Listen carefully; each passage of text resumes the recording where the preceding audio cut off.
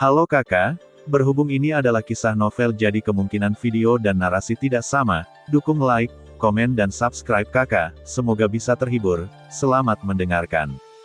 Xiaoyan berada di dalam api dan tidak memberikan tanggapan apapun.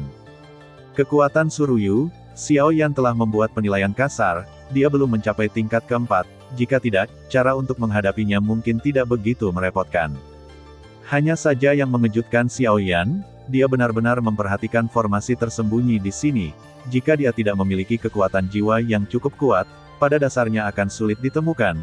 Tetapi kehampaan itu seperti batu giok, tidak mengandalkan kekuatan jiwa, tetapi melalui kekuatan aturannya, melalui angin untuk melihat formasi tersembunyi.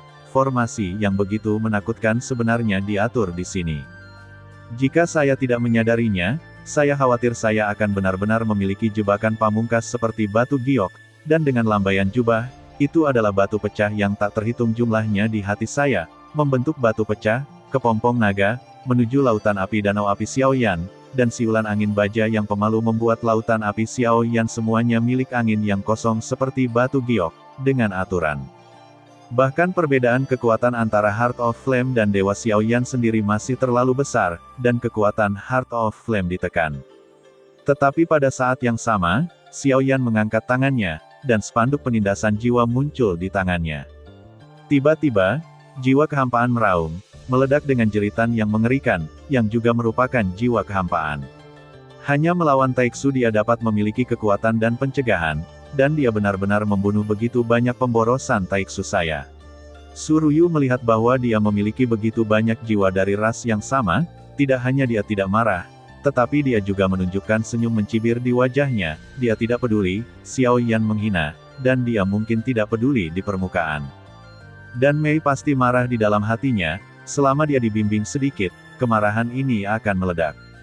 Di antara jiwa-jiwa ini, Xiaoyan melompat keluar dari jiwa yang mulia yang telah dia bunuh sebelumnya, meraih tubuh jiwanya, dan yang terakhir tiba-tiba menjadi gelisah. Xiaoyan melemparkannya ke arah Suruyu, dan Taiksu lainnya mungkin tidak peduli dengan penguping Xiaoyan, mengetahui bahwa itu juga yang mulia, dan yang mulia yang masih diam-diam membicarakan Taiksu di dalam hatinya, bagaimana bisa ada begitu banyak. Jika mereka semua adalah yang mulia, mereka semua harus menjadi ayah, setidaknya mereka memiliki hubungan darah.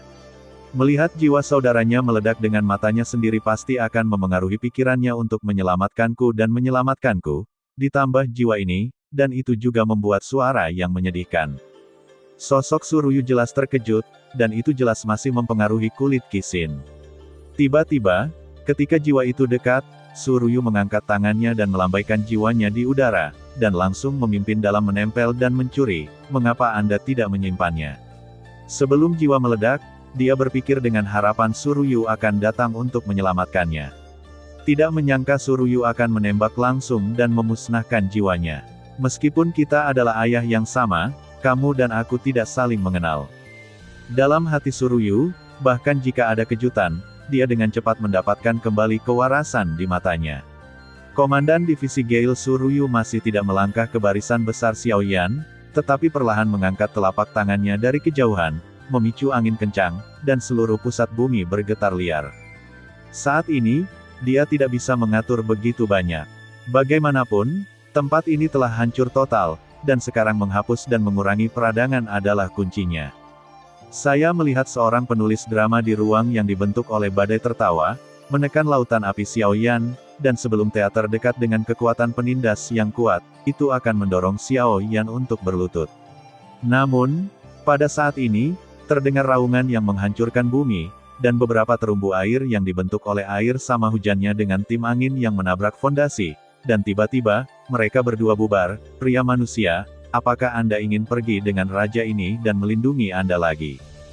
Tiga tiran Tianwu-lah yang membuat sebab dan akibat, dan mereka bertiga memiliki wajah tersenyum, sedikit mengernyit.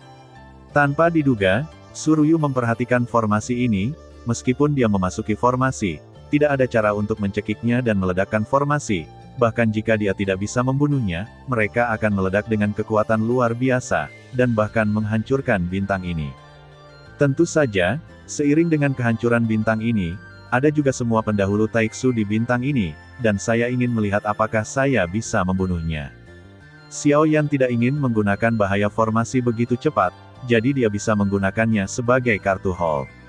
Sekarang saya ingin memecahkan Taiksu, yang mulia ini dapat membunuh kelompok dewa ketiga yang abadi. Dalam kekuatan tempur Taiksu, tidak ada keraguan bahwa mereka semua adalah eksistensi terbaik. Membunuh satu akan membunuh satu kekuatan abadi miti. Bagaimana saya bisa membunuh pendahulu saya memahami pedang saya? Selama pendahulu saya membantu saya menghentikannya, dia akan menyerahkannya kepada saya, dan saya akan membunuhnya dengan tangan saya sendiri. Ya, Xiao Yanlan mengatakan bahwa itu adalah tantangan, tetapi selama tidak ada gangguan dari orang lain, jika itu 1 lawan 1, bukan tidak mungkin untuk mematahkan karakter kecil dalam pertempuran, dan jika Anda memiliki keberanian, maka saya akan melindungi Fa untuk Anda.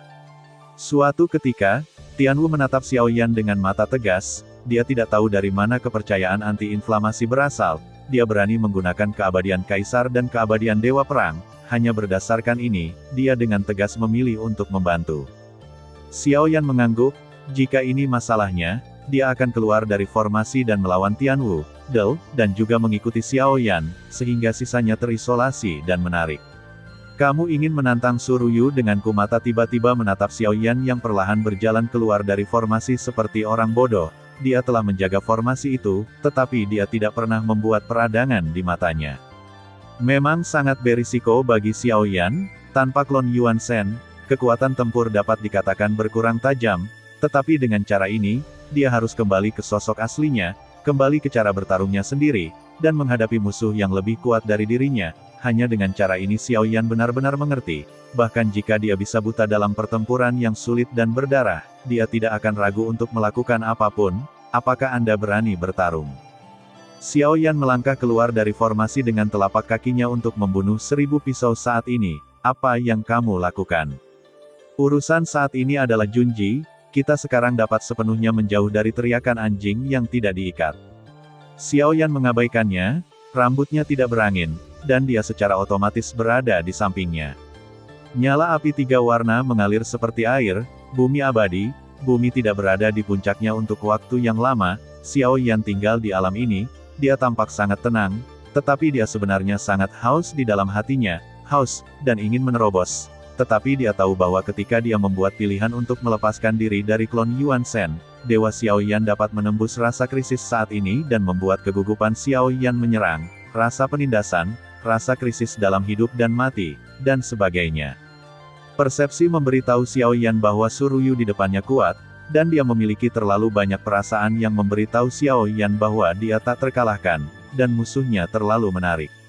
Untuk pertama kalinya dalam hidupnya, dia tidak terkunci di suatu tempat, meremehkannya, dan berani memilih untuk menantang.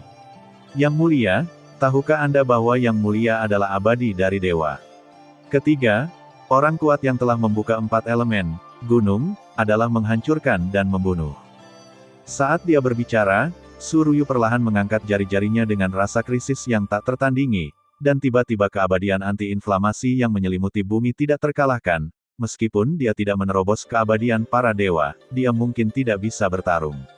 Suara angin musim gugur meledak, Xiao Yan sangat menggelegar, berkedip, busur berkedip, dan pertempuran antara keduanya dimulai. Terima kasih sudah mendengarkan kakak dan yang sudah subscribe. Untuk yang belum subscribe yuk subscribe kakak, dan yang minat support jadi member klik tombol gabung kakak. Semua cerita sudah Mimin simpan di playlist supaya bisa kakak ikuti. Bila suka cerita Mimin jangan lupa subscribe channel Mimin dan share channel Mimin ke seluruh penjuru benua. Terima kasih.